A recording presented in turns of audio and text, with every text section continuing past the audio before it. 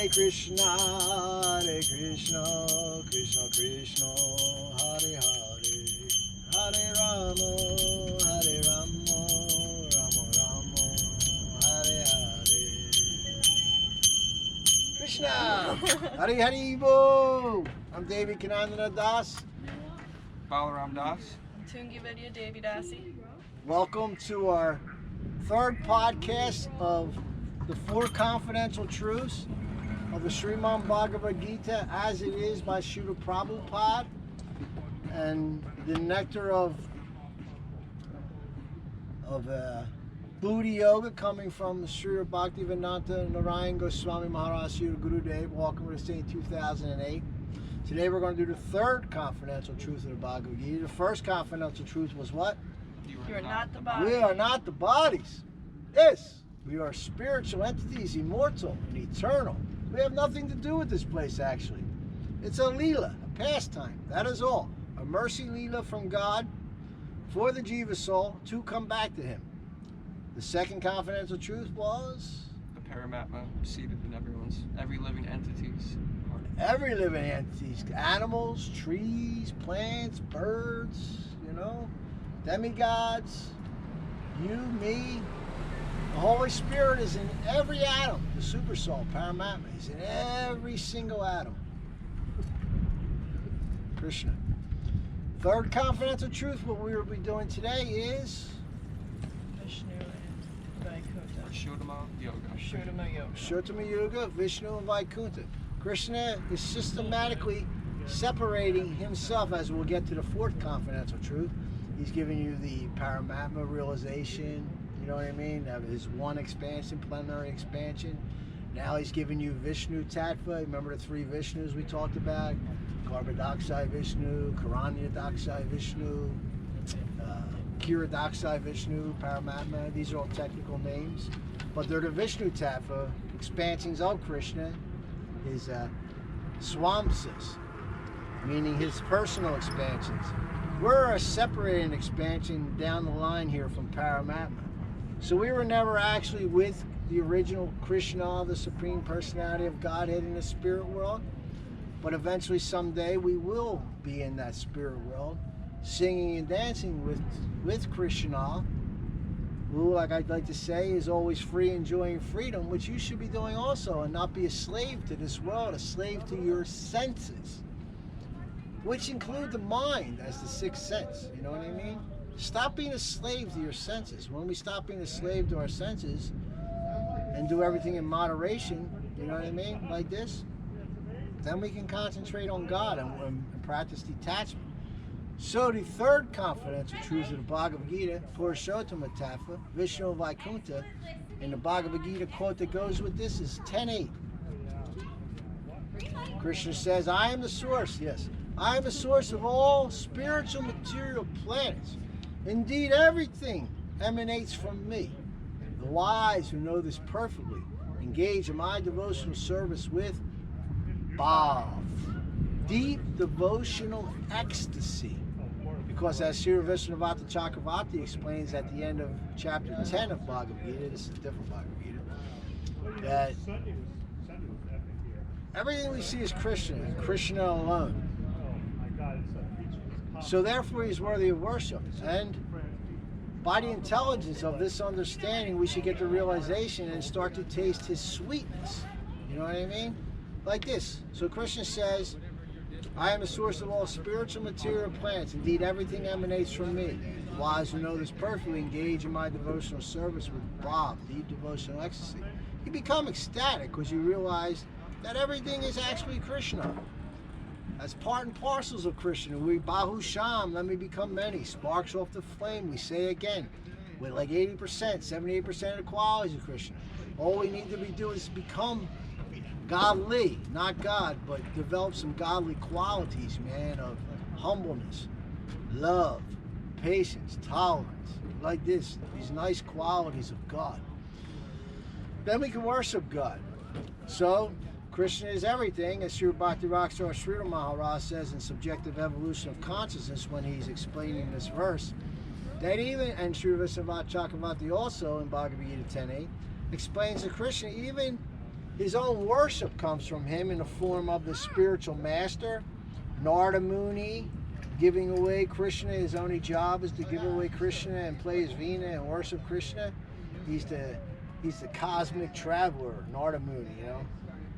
And he's also an instigator. He likes to instigate things, but he's only instigating them to get them back to Krishna, you know what I mean? So he's fun. Krishna's fun, you know what I mean? So everybody should have fun. Krishna's fun. Why are you not having fun in this world? Why are you miserable working 80 hours a week, paying $5,000 rents and mortgages? This is insanity. You don't need to do all these things, man. You only need enough that comes of its own accord, man. Because everything you're due to get in this world, you're going to get without all these extra endeavors. You know what I'm saying? It should actually be like a python. One of the 24 gurus in the 11th canto is a python. Python's usually just laying low, you know, relaxing, meditating. It's like in samadhi, a meditation. If it gets hungry, it may move a little bit, you know, to get some food, not too much external, or it just waits for something to come by. When it gets cold, wants to go to sleep, it finds a hole that a groundhog made and goes in the hole. It doesn't make these things on its own. All these things are already here by the Lord's mercy, and the Lord has given us these things, you know what I mean? He creates everything. And we are simultaneously one and different. It's called Achinta Beta Abeta Tattva. We are simultaneously one with God and different. We are same in that we are made of the same spiritual substances as God, every single soul is. And we are different in that we are minute. God creates, maintains, and destroys universes. We maintain, create, and destroy our own little universe and our little body or field of activities. But God knows everybody's thoughts and things. He's omniscient. But we are only knowing these things. So God is everything. Even his own worship comes through him. And if we come to a high level, we can see Sri Guru as a direct manifestation of the Lord's internal love potency, Sri Radha. It is said in Chaitanya Charitamrita, her love is all pervading, leaving no room for expanding, yet it is expanding all the time. How is her love expanding all the time? I love crows. They're very smart birds. Very smart birds. They're so funny. Her love is all pervading, leaving no room for expanding. He's just hanging out. Yet it is expanding all the time. How is this love expanding? Through Sri Guru, to the suffering souls in this world. A guru is somebody who wants nothing from you. Because you have nothing to give him, actually. Because he is directly connected to God. He is a direct conduit, and he just wants to give you God. So you actually have nothing to give him. He'll accept gifts from you in one hand, give them out in the other, you know, like this. But he doesn't want anything from you. So if a guru wants something from you, he's not a real guru. He's not a real guru if he wants something from you, like this. So Vishnu and Vaikuntha, third confidential truth of the Bhagavad Gita. Can you read 10:8. here, read this one. I have some in here. Okay. That Krishna, again, Krishna is everything in this world. Baba, you loud today, huh? You got something to say? How yourself? Krishna. Hare Krishna. Yes, he came for Hari Katal. Even the animals can become liberated. Sri Chaitanya Mahaprabhu, who you're reading now, the life of Sri Chaitanya Mahaprabhu, is very nice. Incarnation of Krishna, the most merciful, most magnanimous incarnation, because he doesn't look at your qualifications, man. He just gives you love. Plus, he's in the mood of Radha, that internal love potency. And love actually doesn't look at the good qualities or the bad qualities of the lover or the beloved. This is Chaitanya Charitamrita also, Anti Lila 149, 150. When Sri Ramananda Roy asks the question to Sri Rupa Goswami Baba, he says, "Oh Baba, what is the nature of the awakening of spontaneous love of Godhead?" And he answers him basically saying that, you know, that the lover and the beloved don't see the good and bad qualities in each other. It's just that they love each other, man. It's like a stream of honey, nectarian love that comes, you know. Everybody is suffering in this world. And Sri Prema Bhakti Chandrika says, Kalvi Madi No, Ananda Devaya Kavimani Sarveshu Bhuteshu Jayante Sarvesham Bhutanam Madhu. This whole world was created in bliss, is maintained in bliss, and is annihilated in bliss. The honey-like Lord has created a world in which no misery can reside.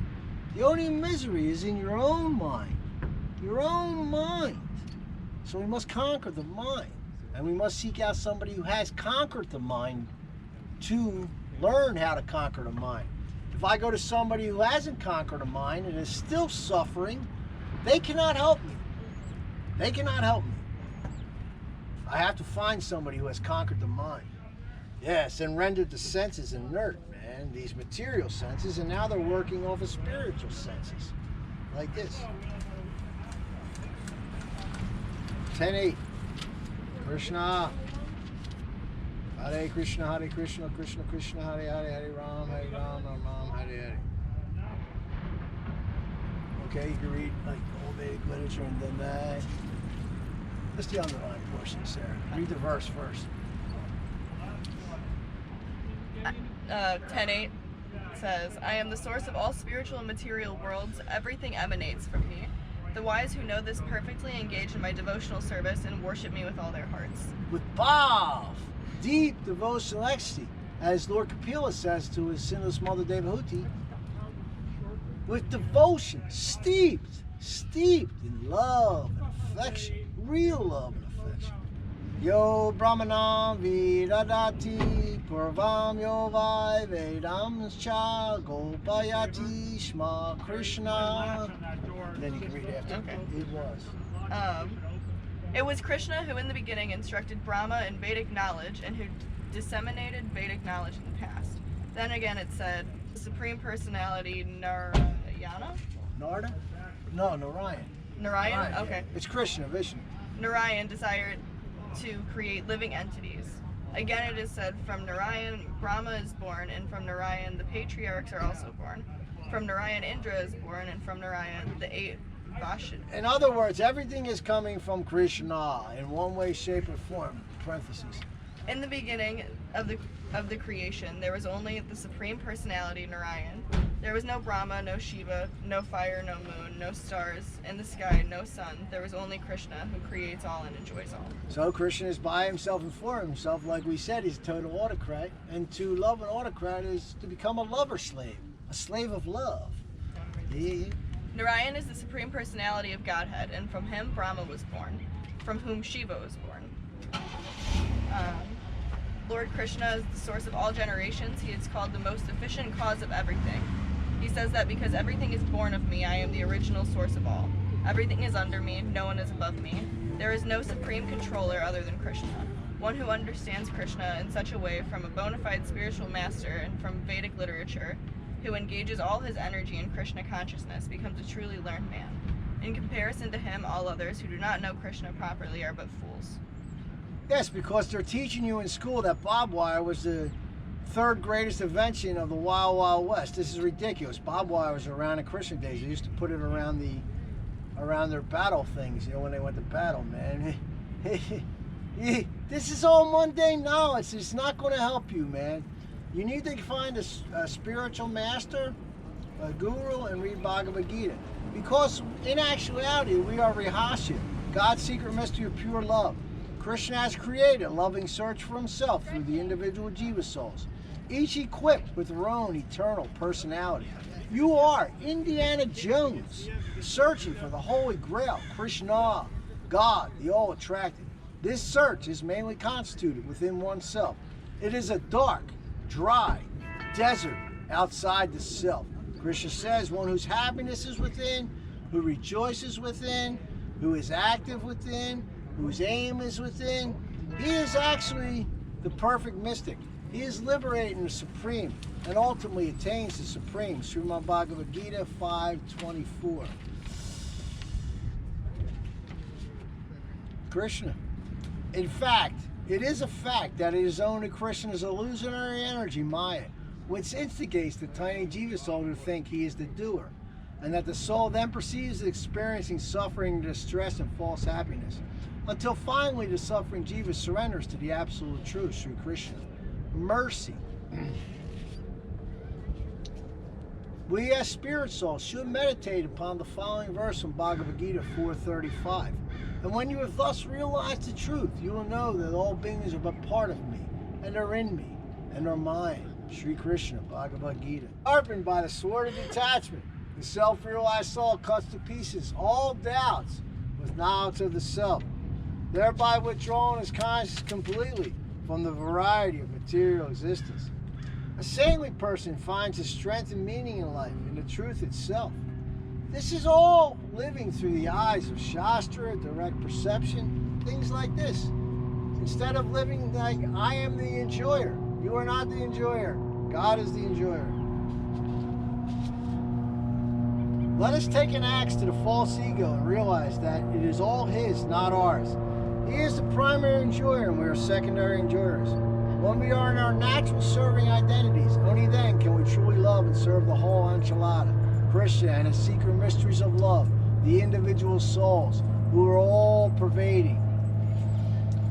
See, there's the only things that are actually going on in reality is you have the relisher, the object of relish, and the act of relishing. The relisher, the object of relish, and the relishing, the act of relishing.